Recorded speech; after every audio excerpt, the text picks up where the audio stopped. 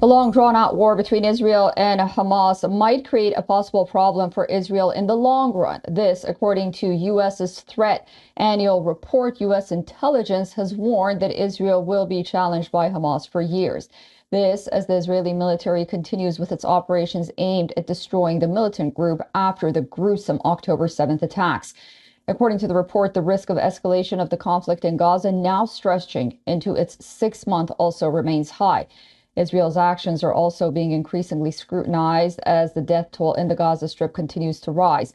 Hamas officials put it at over 30,000 deaths. Questions now are being asked whether the U.S. is changing its tone towards Israel or not. The relationship between President Biden and Israeli Prime Minister Benjamin Netanyahu has grown increasingly fraught. The U.S. president says that he hasn't scheduled a meeting with Netanyahu. Biden also says he does not have any plans at the moment to address the Israeli parliament. Have you scheduled the come to Jesus meeting with Bibi Netanyahu? No. Do you plan to, sir? We'll see what happens. This comes after Israeli Prime Minister Benjamin Netanyahu vows to press ahead with an offensive on Rafah, the southern city of Gaza, a move U.S. President Joe Biden has described as his red line, where 1.3 million Palestinians are taking shelter.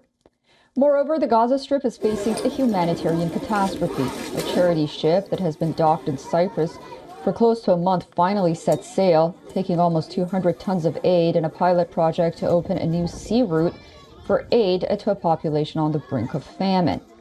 The boat is towing a barge containing flour, rice, and protein, as well as water and medicine, provisions that are desperately needed in the besieged coastal strip.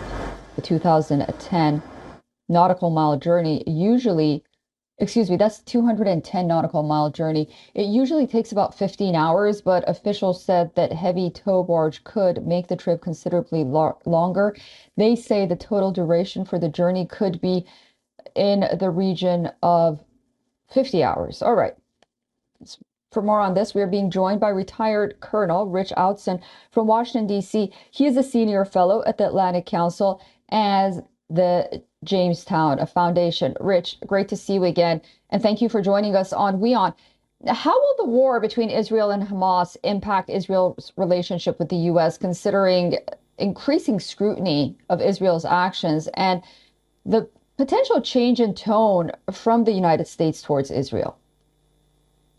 Well, it's good to be with you, Susan. This is the most tension I've seen in this bilateral relationship as long as I've been watching Middle East politics, and that's several decades now.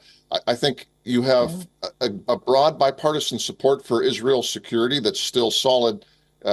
There's also the emergence of something we haven't seen before, though, which is a very critical anti-Zionist and to some extent anti-Israel progressive wing in the Democratic Party. And as the party has moved further to the left under President Biden and a little bit away from that sort of bipartisan consensus in the center, you're hearing sharper and sharper criticism.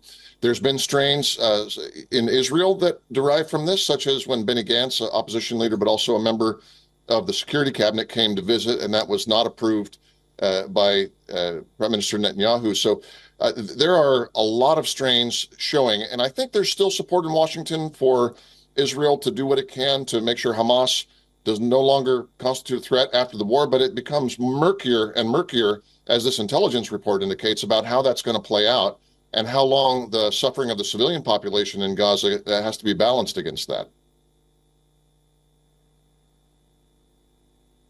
Rich, what are the implications of Israel's planned offensive on Rafah? President Biden has described it as a quote unquote red line. I mean, that's an issue of its own. We remember former President Barack Obama, he put a red line for Assad in Syria. He didn't really come through with that. And a lot of talk has been made of really putting a red line on others if the United States is not willing to do something serious.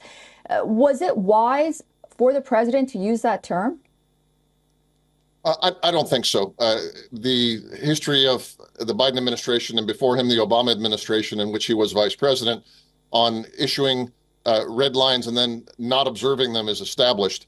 The other thing is that there's just, look, when you talk about a red line, there has to be a consideration of how you enforce red lines.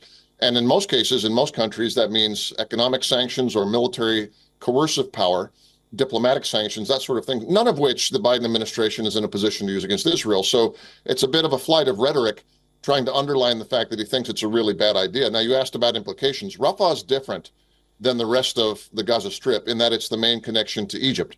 So there have been for decades now bigger, deeper smuggling tunnels under Rafah than you would find, for instance, in the northern or the central parts of the Gaza Strip. There's tunnels there used by Hamas fighters to get back and forth in the Strip and also to reach out and try to attack into Israel.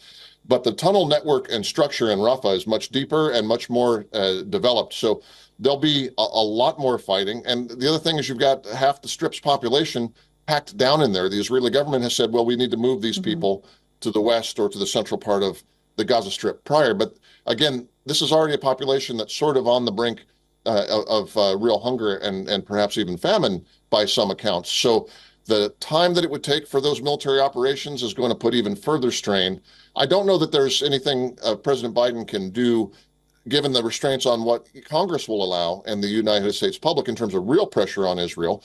And so the question is, does Netanyahu listen to him at all or just continue on the path he's already laid out? Yeah, so true. Colonel, thank you so much for joining us on WION. It's always a pleasure to talk to you. Rich, I look forward to speaking to you again very soon as we follow this story very closely. Thank you. For all the latest news, download the WION app and subscribe to our YouTube channel.